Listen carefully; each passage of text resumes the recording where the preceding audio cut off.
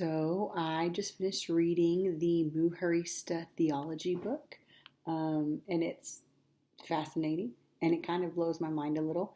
And I'm trying to keep these short, like, real journal entries might be. So for the sake of time, I want to talk about two of the chapters. The first chapter that I want to talk about is the one about wisdom and how we get our wisdom.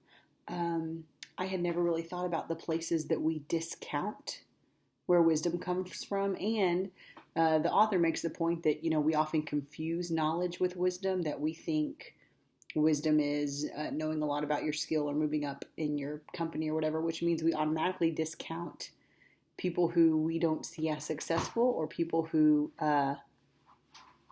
maybe we don't think have the right education or whatever it is that we're looking for. And the author talks about how wisdom comes from life experiences. And so there are a lot of places where wisdom comes from that we discount. One being the wisdom of oral tradition, the history that has been passed down from people to people, the myths and the stories of the culture. A lot of times, if it's not scientific or quantifiable, we don't count it as legit. But oral tradition and oral history is an excellent source of wisdom. She also talks about wisdom coming from the marginalized, coming from people that may be considered poor or may be considered unworthy in the eyes of the world.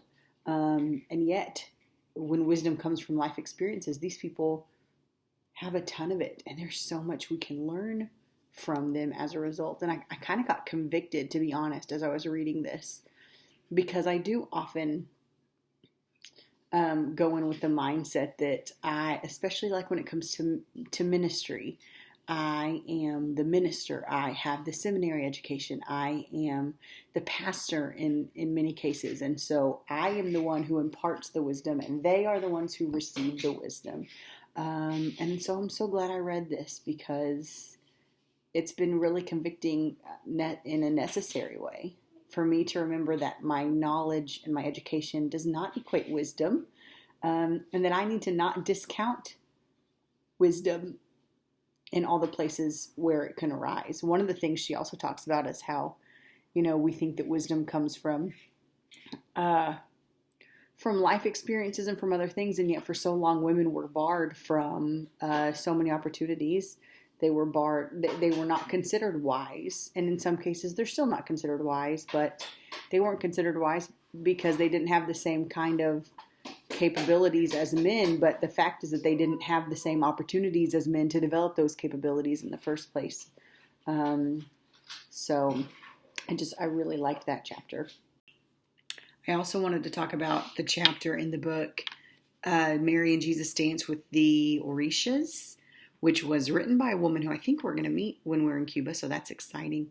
But it starts out with this kind of imaginary tale of Mary and Jesus being at the Catholic Mass and then leaving the Mass to go to the Wimelier, which I'm not exactly sure what it means. Leaving the Catholic Mass and going out with the people and worshiping at a shrine, dancing with the drums, dancing with the Orishas. And the author goes into kind of all this history of how all of these different religions and different ideas even came to be in Cuba, and how there are people who really connect the gods that they found when they came to Cuba with the gods that they knew when they were in Africa, because that's what the Orishas are. Is they're the kind of Afro-Cuban gods that came from the Yoruba religion in Africa.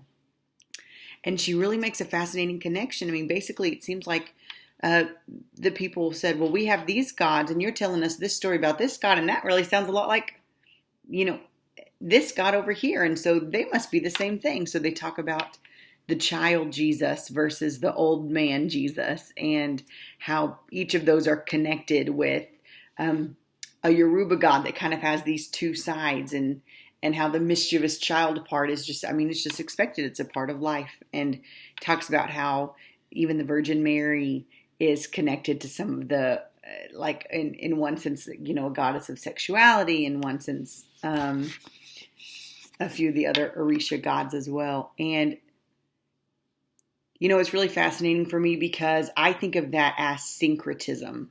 I think of the connection between, I think of Santeria as a syncretistic religion that connects Christianity with the Yoruba religion. And I've always thought of syncretism as wrong. This is bad.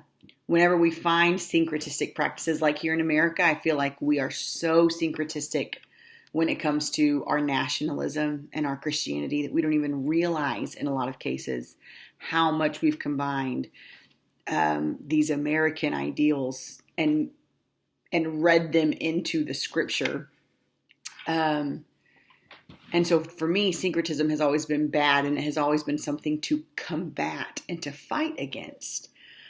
But it kind of seems like our author was not suggesting that as Christians or as pastors or as people in ministry that we should be fighting against it. She didn't give me the impression that she thought that everything was totally all right with it, but she did allow me, I think, greater understanding for why it came to be this way, greater respect, which goes again back to the wisdom and where does wisdom come from, rather than looking down on people for you're syncretistic. I'm able to respect their history and the stories that they created and how they kind of were able to make sense of this new thing that they were hearing based on this old thing that they knew. I think it might be really challenging in some cases if there are people that we meet that are kind of a part of, of Santeria, that will leave their church service and then go, dance with the drums and worship at the shrine and things like that. But it begs the question, how much of one's culture do you need to leave behind in order to be a part of the family of God? Especially reading the articles that we read about Islam in Cuba, being a Muslim means you leave behind who you are. You leave behind your culture and you adopt the culture of Islam, which is you get a new Arabic name, you adopt the Arabic dress, and I think Christianity does the opposite. I think Christianity is, no, you can bring your culture to this religion. You can bring your culture into the truth of who Jesus Christ is and who God is in this world. We don't have to all be the same. Uniformity and unity are not the same thing. And in Christianity, I feel like we get to be unified, not uniform. So can our Afro-Cuban friends dance with their drums and it not be considered a negative thing against their Christianity? This is something that I'm wondering.